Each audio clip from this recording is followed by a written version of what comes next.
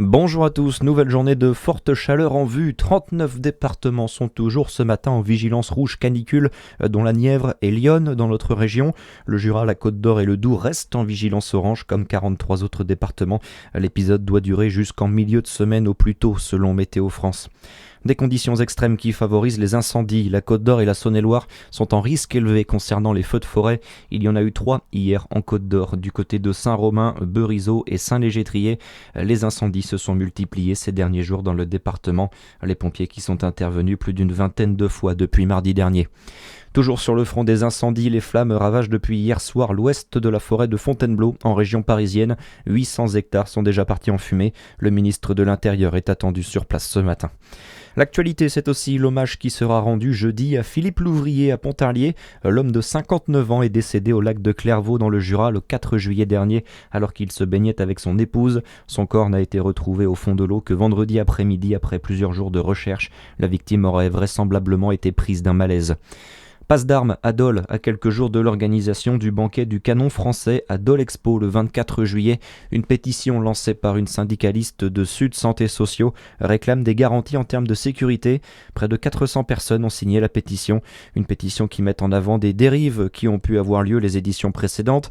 Le maire Jean-Baptiste Gagnou se défend dans les colonnes de l'Est républicain.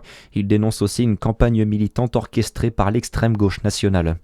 Le passage de la Grande Boucle à Morbier sera forcément mémorable à l'occasion du passage du Tour de France Hommes le 19 juillet et Femmes le 3 août dans la commune du Jura. Les bénévoles de Morbier Événements ont construit un magnifique vélo retraçant l'histoire de la ville. Un cycloscope présenté par Michel Morel, bénévole, qu'on écoute au micro de Charlie Chevasson. Alors le cycloscope, il est parti de l'idée de reproduire le logo de la mairie de Morbier, où figure un lorgnon, une lampe à pétrole, un morceau de morbier, en plus un paysage de sapin. Les deux roues qui sont les deux cercles d'un lorgnon, le cadre qui constitue le pont du lorgnon, et puis il y a deux visuels. Un visuel représente le thème de l'horlogerie, qui a été une grosse activité industrielle de Morbier, et puis dans l'autre visuel, on reprend le thème de la lunetterie, qui est toujours présente à Morbier, et on raccroche sur la lampe à pétrole la lanterne rouge du Tour de France. Un cycloscope de 2,90 m de hauteur avec des roues d'1,40 m de diamètre. Les bénévoles espèrent bien le voir passer à la télé lors du passage des 2 tours.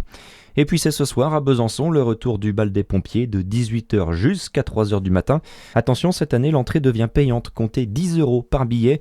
La jauge est fixée à 4500 personnes et il reste encore des places disponibles. Très bon début de journée sur Fréquence Plus. À suivre, c'est votre météo.